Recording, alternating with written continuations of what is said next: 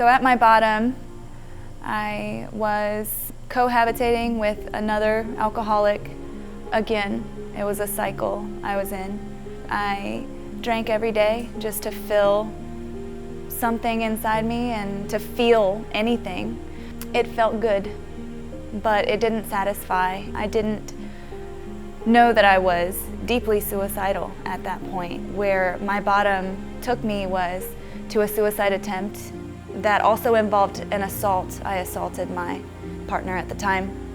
So after a life-saving surgery that shouldn't have even been possible, I went to jail. It took a little bit of time for me to even realize that I wasn't feeling a full range of emotions.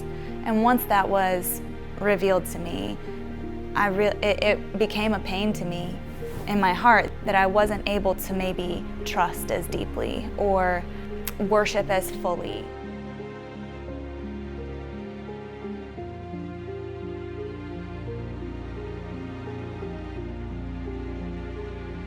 It was like, being a face in a congregation, being seen as someone who worshiped with their hands held high, but inside there was inner conflict, there were doubts, there were fears of being loved by God, being in community. I had not had community before. I grew up in foster care. I didn't have a family, so I didn't know what that looked like.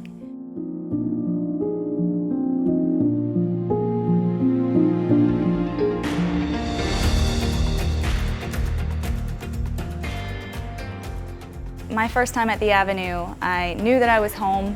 I jumped into an onboarding class. I was asked to share my story.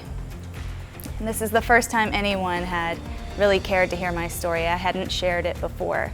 I came away with this sense of feeling fully known by another human because I felt known by God. Sharing your story with someone in the church and two men in the church, specifically for me, that was huge. And having them respond with love, affirmation, compassion. I felt known and also accepted.